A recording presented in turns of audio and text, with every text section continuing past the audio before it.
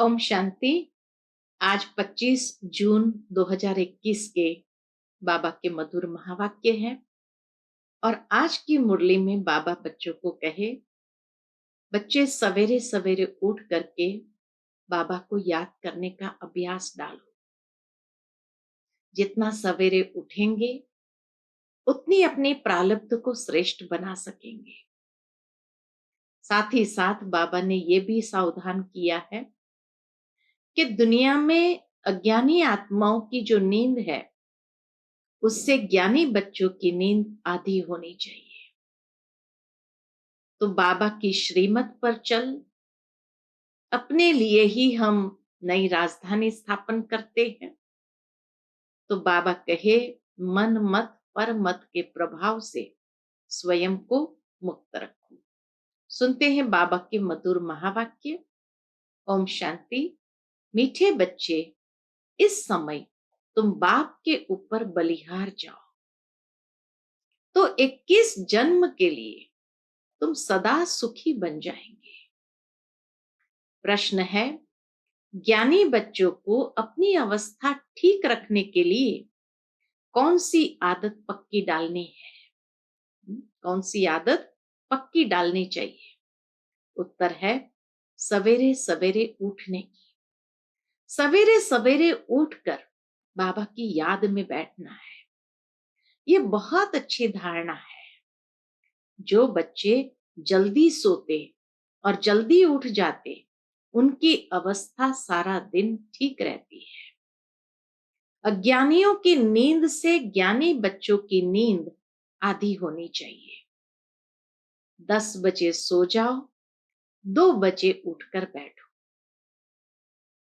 आज की मुरली का गीत है, मुझको सहारा देने वाला, मुझको सहारा देने वाले तेरा शुक्रिया। ओम शांति।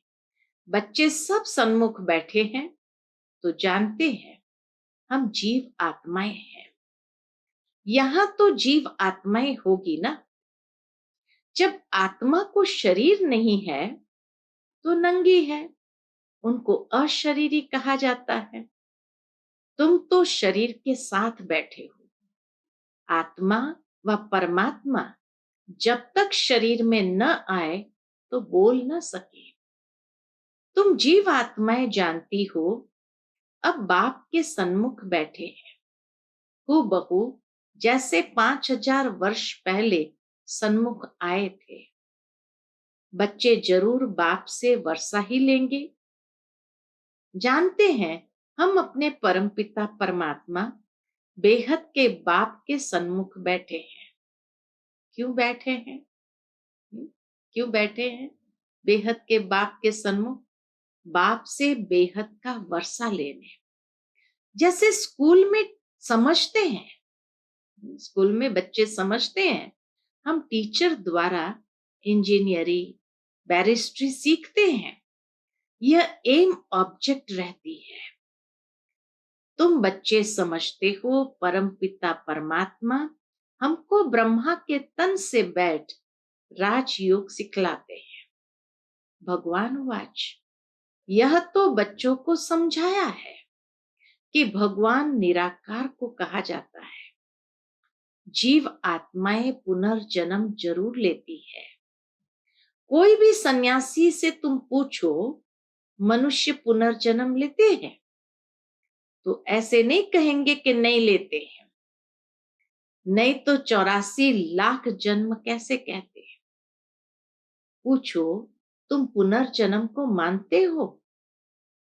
यह तो बराबर है। आत्मा संस्कार अनुसार एक शरीर छोड़ फिर दूसरा लेती है। ऐसे कोई कोई मनुष्य 84 जन्म लेते हैं। बाबा ने कितनी अच्छी समझाने की युक्ति बताई कि अगर ऐसे कहेंगे कि ऐसे पूछेंगे कि मनुष्य पुनर्जन्म लेते हैं तो कहेंगे जरूर लेते, 84 लाख की बात सुना देंगे। लेकिन पूछो कि तुम पुनर्जन्म में मानते हो तो जरूर फिर उनको समझाना चाहिए कि आत्मा कैसे संस्कार अनुसार एक शरीर छोड़ जाकर दूसरा लेती है। ऐसे कोई कोई मनुष्य 84 जन्म लेते हैं। 84 लाख जन्म की तो बात ही नहीं। पहला जन्म जरूर बहुत अच्छा सतो प्रधान होगा, लास्ट छी तमो प्रधान होगा। 16 कला से फिर 14 कला, 12 कला होती जाएगी, पुनर्जन्म लेते रहते हैं। ऐसे कलाएं कम होती जाती, 16 कला से 14 कला, 14 से 12, पुनर्जन्म जरूर लेते हैं। पूछना चाहिए, अच्छा परम पिता परमात्मा पुनर्जन्म लेते हैं? वह पुनर्जन्म रहित है। देखो ये पॉइंट बहुत सूक्ष्म है। तो पुनर्जन्म रहित है लेकिन सर्वव्यापी जरूर कह देंगे। अगर कहेंगे जन्म मरण रहित है तो फिर शिव जयंती सिद्ध नहीं होती। कहेंगे शिव जयंती तो मनाई जाती है, समझाया जाता है, हाँ शिव जयंती है, परंतु जन्म के साथ फिर मरना जिसे कहा जाता है वह नहीं है। हाँ? परमात्मा की मृत्यु नहीं, जयंती जरूर है। अगर मरे तो फिर तो पुनर्जन्म ले। बाप कभी पुनर्जन्म नहीं लेते, वह इस तन में एक ही बार आते हैं, बस फिर पुनर्जन्म में नहीं आते। परम पिता परमात्मा पुनर्जन्म रहित है, वह कभी सतो प्रधान से तमो प्रधान नहीं बनते। आत्माएं तो सब जन्म मरण में आते आते पतित बन जाती है, फिर बाप आते हैं पावन बनाने। इससे सिद्ध होता है आत्मा ही पतित बनती है।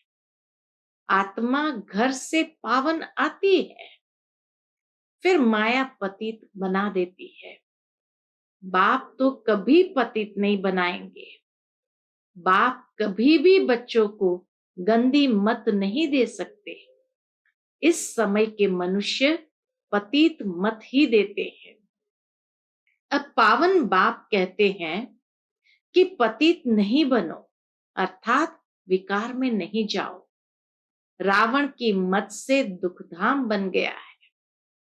पहले सुखधाम था, ऐसे नहीं बाप ही सुख दुख देते हैं, नहीं, बाप कभी बच्चों को दुख की मत नहीं दे सकते। माया ही दुख देती है। उस माया पर जीत पाने से तुम जगत जीत बनते हो। मनुष्य माया का अर्थ नहीं समझते, वह धन को माया कह देते हैं। कहते हैं ना, इनको माया का नशा बहुत है, परंतु माया का नशा होता नहीं।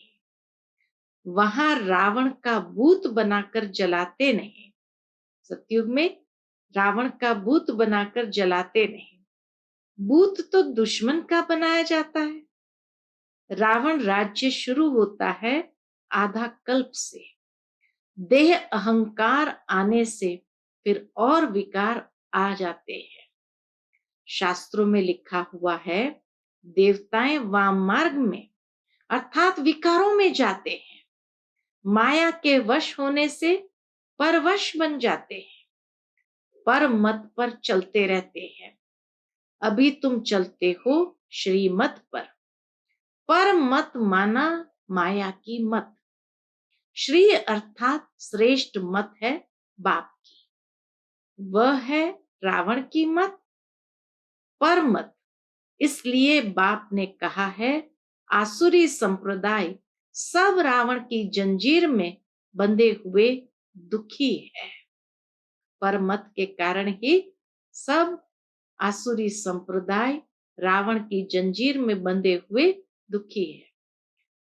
मनुष्य ने सतयुग की आयु लाखों वर्ष समझ ली है। तुम तो हिसाब बताते हो 5000 वर्ष कैसे है। क्राइस्ट को 2000 वर्ष हुआ, बुद्ध को 2250 वर्ष हुआ, फिर इस्लामी को 2500 वर्ष हुआ। सबको मिलाकर आधा कल्प हुआ। उनके पहले तो देवताओं का राज्य था। फिर देवताओं को लाखों वर्ष कैसे कह सकते हैं? इतने मनुष्य होते फिर तो मनुष्य बहुत हो जाते, इतने तो है नहीं। 5,000 वर्ष में ही करोड़ों मनुष्य हो जाते हैं। कहते भी है क्राइस्ट से 3,000 वर्ष पहले भारत में आदि सनातन देवी देवता धर्म था। 5,000 वर्ष पूरे हो जाते हैं, नाटक पूरा तो होता है ना। इन बातों को कोई जानते नहीं। मैं जो हूं, जैसा हूं, ये चक्र फिरता है, कोई जान न सके।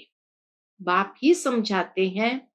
यह है गीता एपिसोड। बाप ने आकर सहज राजयोग सिखाया था।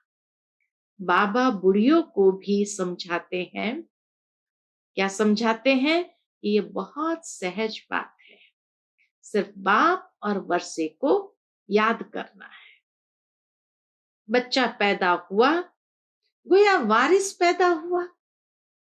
तुम समझते हो हम बाबा के वारिस हैं। जिस तरह दुनिया में कोई बच्चा पैदा होते ही समझते हैं वारिस आया, तो बाबा कहे तुम समझते हो कि हम बाबा के वारिस हैं।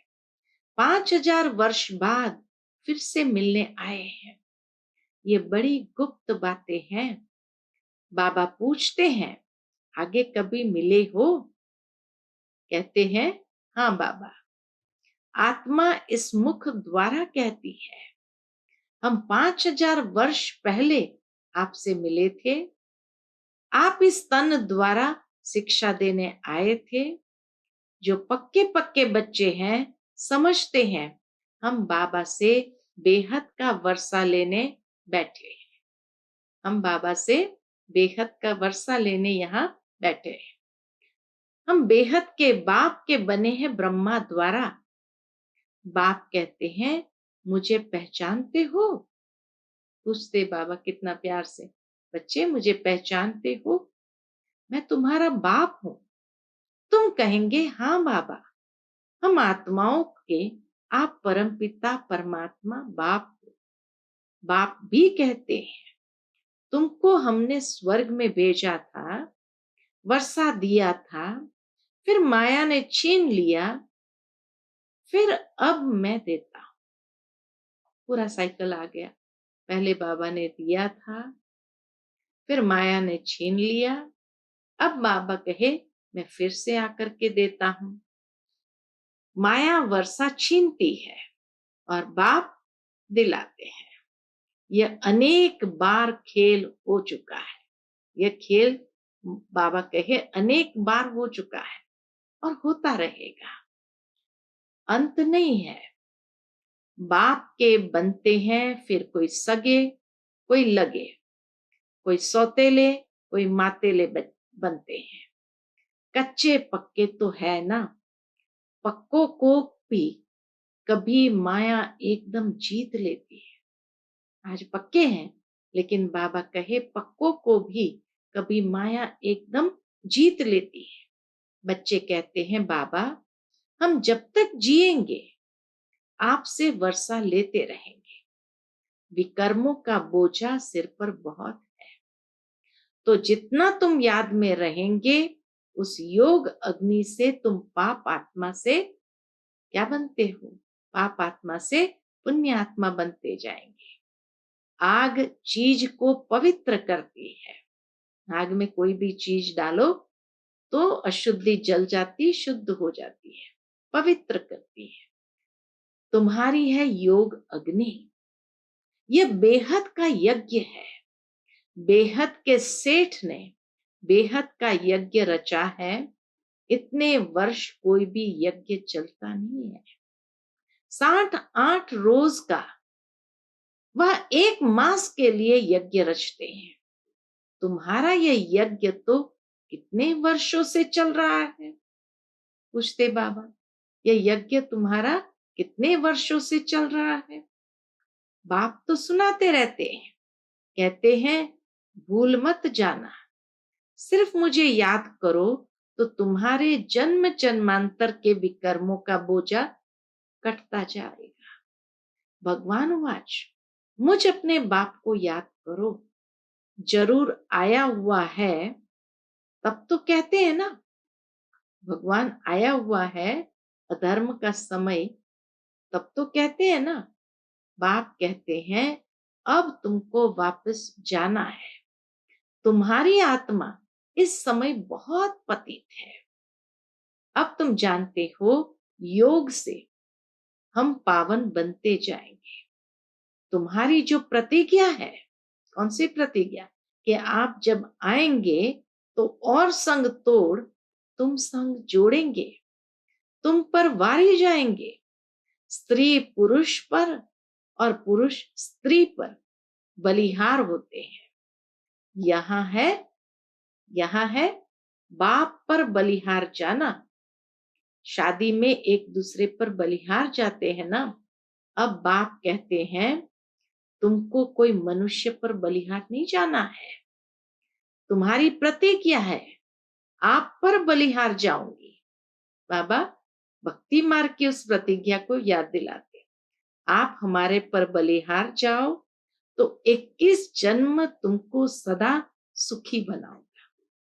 कितना बड़ा वायदा है बाबा का, कि तुम एक जन्म बलिहार जाओ तो 21 जन्म तुमको सदा सुखी बनाऊंगा। कितना भारी वर्षा है।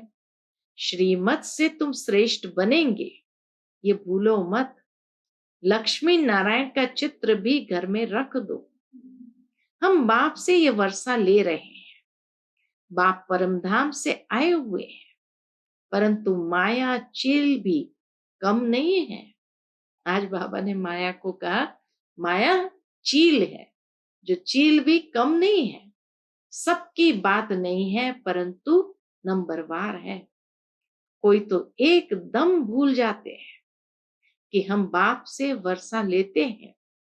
यहां बैठे हैं तो नशा चढ़ता है, यहां से बाहर निकला और भूला, फिर सुबह को रिफ्रेश होते हैं, फिर सारा दिन भूल जाते हैं। 4-5 वर्ष रहकर अच्छी सर्विस करने वाले भी आज देखो नहीं है। कुछ अवज्ञा की है तो माया ने जोर से थप्पड़ मारा और चले गए। कितनी सूक्ष्म बात बाबा ने कही है यहाँ पर, कि जो चले जाते हैं वो क्यों चले जाते हैं? कुछ अवज्ञा की है तो माया ने जोर से थप्पड़ मारा और चले गए। बाबा कह देते हैं, चढ़े तो चाखे प्रेम रस, गिरे तो चकनाचूर। देखते हो कैसे चकनाचूर हो जाते हैं। वैकुंठ में तो जरूर चलेंगे, परंतु पद तो नंबरवार है ना। भल वहां सब सुखी रहते हैं, फिर भी मर्तबे तो है ना। स्कूल में मर्तबे पाने के लिए ही तो पुरुषार्थ करते हैं, ऐसे नहीं प्रजा ही सही। कोई ये संकल्प के साथ पुरुषार्थ नहीं करते, स्कूल में भी, स्थूल स्कूल में भी। तो इसीलिए बाबा कहे यहां भी तुम्हें पुरुषार्थ ऐसा करना है। ये नहीं समझना है कि चलो प्रजा ही सही, जो तकदीर में होगा, नहीं। इसको तमो प्रधान पुरुषार्थ कहा जाता है। इसको कहेंगे तमो प्रधान पुरुषार्थ। सतो प्रधान उनको कहेंगे जो बाप से पूरा वर्षा लेने की प्रतिज्ञा करते हैं। यह गुड़ दौड़ है, सभी नंबर 1 तो नहीं जाएंगे। यह ह्यूमन रेस है। तुम चाहते हो हम जल्दी शिव बाबा के गले में पिरो जाए, तो उनको याद करना पड़े। सारा मदार किस पर है? याद पर है। माया विघ्न ऐसा डालती है जो एकदम रस से, रेस से निकाल देती है। माया विघ्न ऐसा डालती है जो एकदम रेस से निकाल देती है। तुम्हारी ह्यूमन रेस है। आत्मा कहती है हम बहुत दुखी हुए हैं, शरीर लेते लेते बहुत तंग हुए हैं। कहते हैं अब जाए बाबा के पास। बाबा ने युक्ति तो बतलाई है, बाबा के पास जाने की युक्ति तो बतलाई है। कहते हैं बाबा हम आपकी याद में ही रहेंगे। जितना टाइम निकाल सको उतना अच्छा है। गवर्नमेंट की सर्विस में भी 8 घंटा देते हो, ऐसे याद में भी 8 घंटे में 8 घंटे तो रहो। सृष्टि को स्वर्ग बनाना ये कितनी भारी सर्विस है। सिर्फ बाप को याद करो और सुख धाम को याद करो, बस। ये 8 घंटा सर्विस करेंगे तो तुम पूरा वर्षा पाएंगे। ये 8 घंटा सर्विस करेंगे तो बाबा कहे तुम पूरा वर्षा पाएंगे। ऐसे ऐसे याद करते करते तुम्हारे विकर्म विनाश होंगे। 8 घंटा इस सर्विस में दो, बाकी 16 घंटा तुम फ्री, जो चाहे करो। जितना हो सके तुम घड़ी घड़ी याद करो। याद तो कहाँ भी बैठकर कर सकते। सबसे अच्छा टाइम तुमको कब का है? सबसे अच्छा टाइम है सवेरे का। तो बाबा कहे सबसे अच्छा टाइम तुमको सवेरे मिलेगा। सिंधी में कहावत भी है, सवेरे सोना सवेरे उठना। सवेरे सोना सवेरे उठना माना जल्दी जल्दी सोना, जल्दी जल्दी उठना। वही मनुष्य बड़ा गुणवान है। ये गायन भी अभी का है। बाप कहते हैं रात को जल्दी सो जाओ और फिर सवेरे सवेरे उठो। अज्ञानी लोग 8 घंटा नींद करते हैं, तो तुम्हारी नींद आधी होनी चाहिए। 4-5 घंटा नींद बस। तुम कर्म योगी हो ना। रात को 10 बजे सो जाओ, 2 बजे उठो। शिव बाबा को याद करने से तुम्हारी कमाई बहुत है। तुमको हेल्थ वेल्थ दोनों ही मिलेगी। अच्छा, 2 बजे नहीं तो 3 बजे उठो, 4 बजे उठो। फर्स्ट क्लास समय वह है। 2 से 5 का समय फर्स्ट क्लास समय है। शांति रहती है, सब अशरीरी बन जाते हैं। उस समय सन्नाटा बहुत होता है। उस समय में सन्नाटा बाबा के बहुत होता है। अमृत वेले की याद अच्छा असर करती है। वाह वाह बहुत करके रात को जागते रहते हैं। बाबा को तो विचार सागर मंथन करना होता है, तो बाबा तो बहुत करके रात को जागते रहते हैं। अर्थात सुबह 2 बजे से लेकर के बाबा मनन चिंतन करने, विचार सागर मंथन करने बैठ जाते थे। सूक्ष्म सर्विस में थकावट नहीं होती। कमाई से तो खुशी होगी। तुम बच्चे सवेरे उठ अपनी अविनाशी कमाई करते रहो। अच्छा अच्छा, मीठे मीठे सिकिलदे बच्चों प्रति माता पिता बाप दादा का याद प्यार और गुड मॉर्निंग। रूहानी बाप की रूहानी बच्चों को नमस्ते। हम सब रूहानी बच्चों की रूहानी माता पिता बाप दादा को याद प्यार, गुड मॉर्निंग और नमस्ते नमस्ते। धारणा के लिए मुख्य सार है आज की मुरली से। पहली पॉइंट, 21 जन्म सदा सुखी बनने के लिए एक बाप पर पूरा पूरा बलिहार जाना है। 21 जन्म सदा सुखी बनने के लिए एक बाप पर पूरा पूरा बलिहार जाना है। श्रीमत से श्रेष्ठ बनना है। मन मत व पर मत को त्याग देना है। कोई अवज्ञा नहीं करनी है। दूसरी पॉइंट है, सवेरे सवेरे उठकर याद में बैठ कमाई करनी है। सृष्टि को स्वर्ग बनाने की सर्विस कितना समय करना है? कम से कम 8 घंटा जरूर करनी है।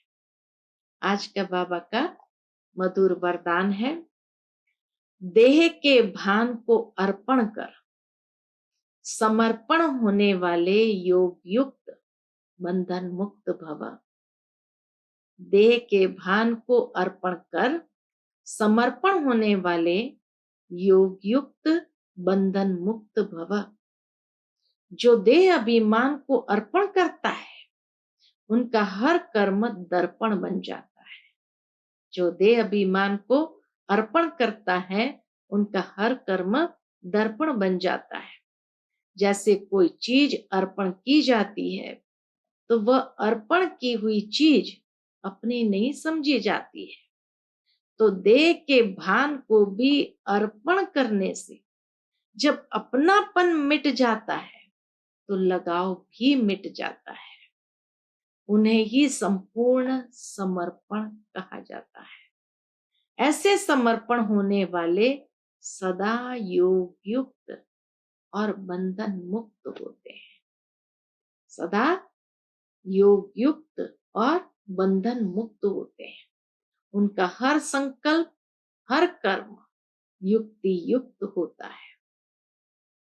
आज का मधुर स्लोगन है, सर्वशक्तिवान को साथी बना लो तो सफलता आपके चरणों में आ जाएगी। समझा?